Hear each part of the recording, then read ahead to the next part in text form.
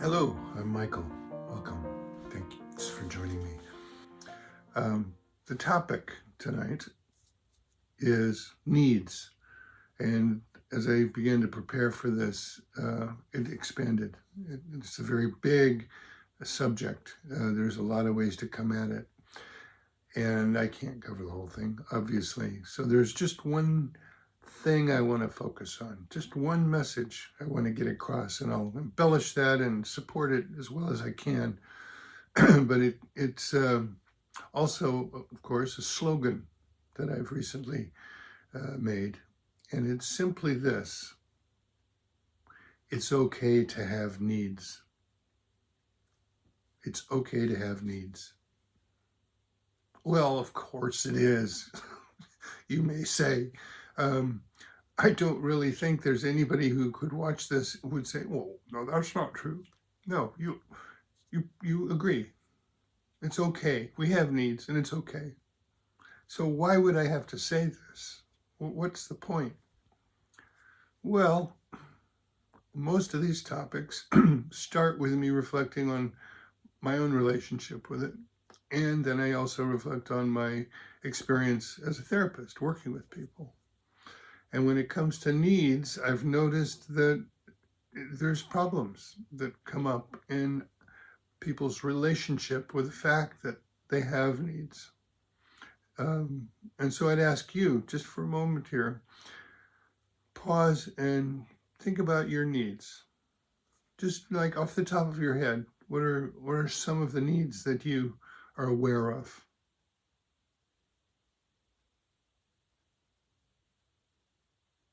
Something that's really, very important. You've got to have something.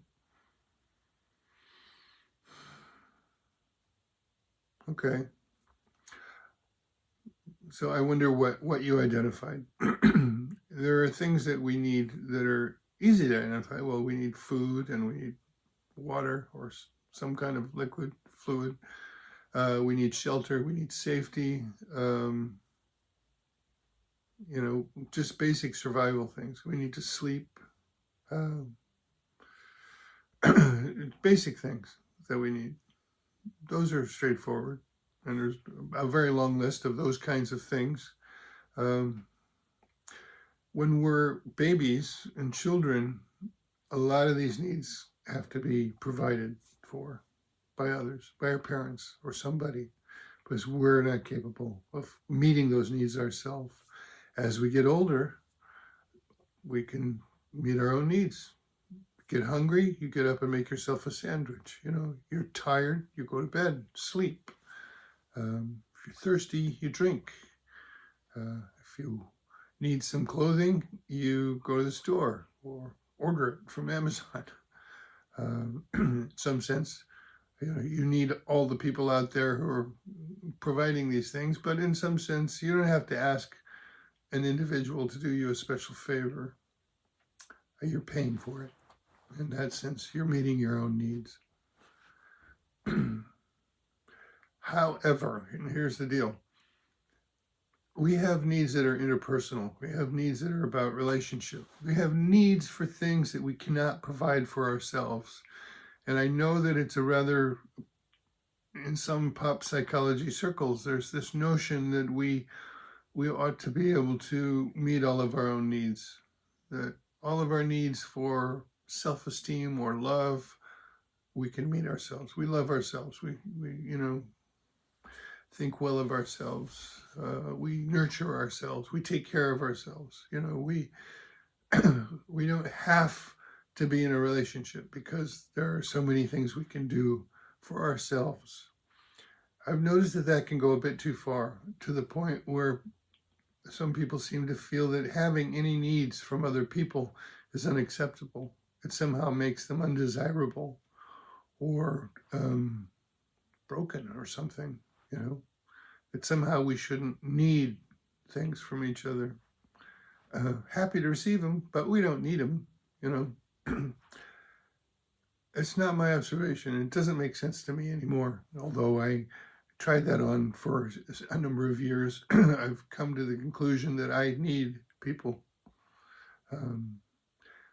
If you like this video, please give it a like and subscribe to my YouTube channel, and check out the description below for my online store called Attention Bazaar. And you can find a link there to go visit and browse and perhaps find something that hits the spot for you. What are the kinds of things that we need from others that we can't provide for ourselves quite in the same way? Some of these things we can approximate it, but there's something about having another person provide these things that we need. We're human. We're a social creature. This is built into our nature. So, first thing we need, the bottom rung, is attention. Again, why I named my store after this word, because it's the beginning. We can't interact, we can't engage, we can't get needs met from somebody else if they don't even notice us. So, yeah, this is what a baby first learns how to do, is get our attention by crying. We get a little more sophisticated the older we get in terms of how to get attention from each other.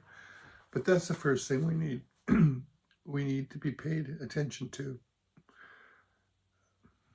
We need perhaps appreciation, affection, cooperation, collaboration, honesty, support, encouragement. I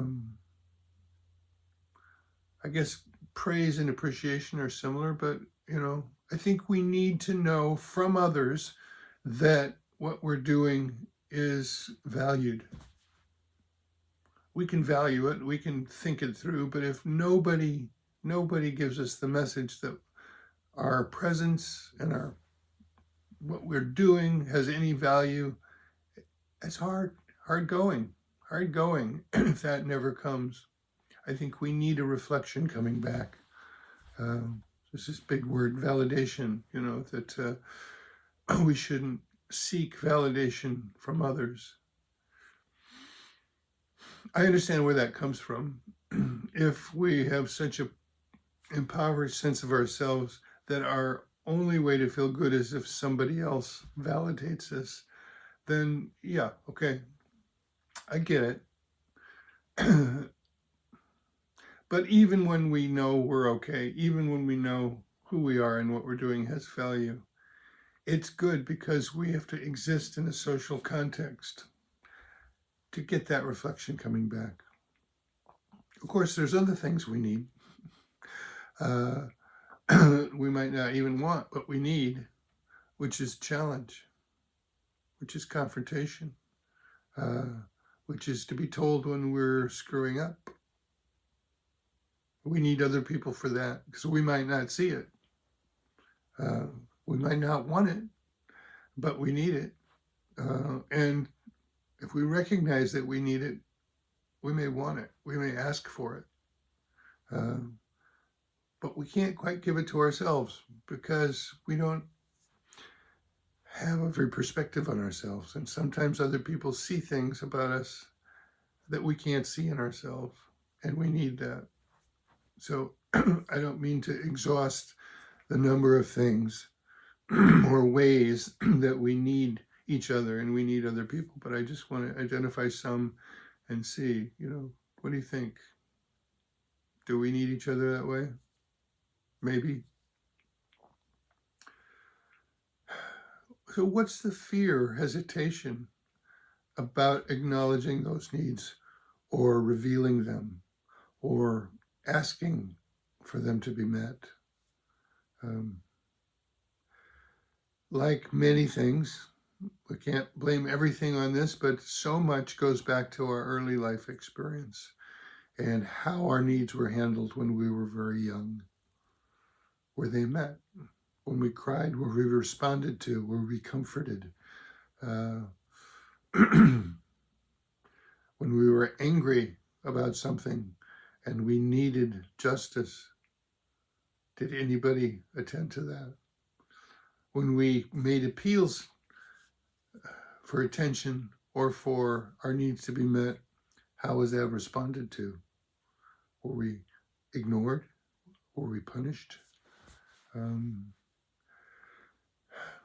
Over a long haul of childhood, you add thousands and thousands of these micro experiences together, begin to build up a feeling and a picture of where our needs fit in the world. And it may be that it seems they don't fit.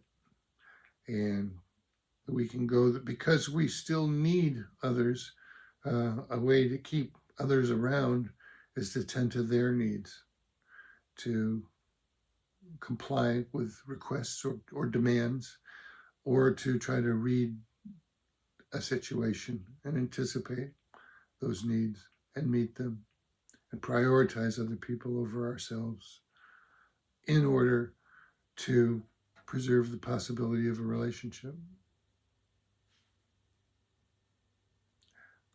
I feel pretty certain that a fair number of people listening to me talk right now know exactly what that means and perhaps have been stuck in that way, been a people pleaser and neglected your own needs for fear that if you put them on the table and if you asked for things, you'd be shunned. That's sad. I'm really sad that that happens. And I think I've done that myself to some degree.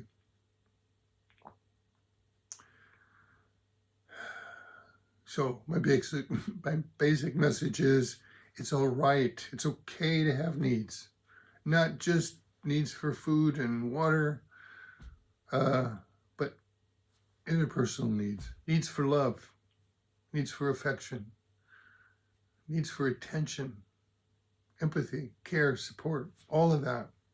We need that. We starve without it. And when we deny those needs and we try to meet them all by ourselves, it's hard to describe what happens, but what gets reported is there's a kind of a deep loneliness. And sometimes a brittleness, and sometimes a feeling of insufficiency. Like if those needs aren't being met, there's a hole in there somewhere, longing to be filled, longing to be filled with somebody's caring, loving attention. And I think we become capable of returning that in even more significant ways when we've received it. Because it's not just coming from a place of trying to hold on to a relationship that might otherwise slip away. It's from a more expansive, generous heart that's not clinging on. I guess one or two other things I wanted to mention. One is this idea of brain reading somebody's mind, or expecting somebody to read your mind, expecting somebody to know what you need and just waiting for them to provide it. I think that's a mistake. I think sometimes we have to be explicit. We have to say what we need. You know, I need more appreciation. I need more touch. I need more hugs. I need you to challenge me if I'm stepping over the line and doing something you don't like.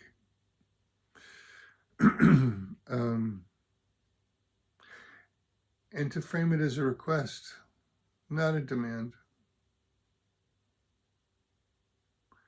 And build up this sense, if you find the right people, that you can matter, your needs can matter, and that other people will freely and with pleasure respond. You're not a burden just because you have needs.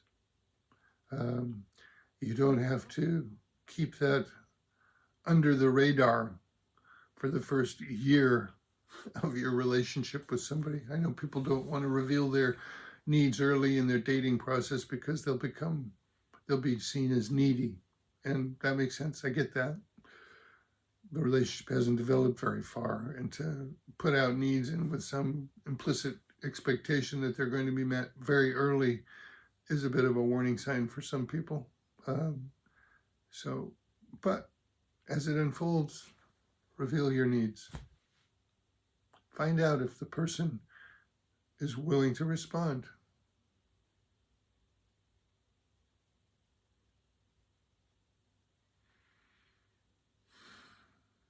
Okay, I think that's what I had to say. It's okay to have needs. You're human.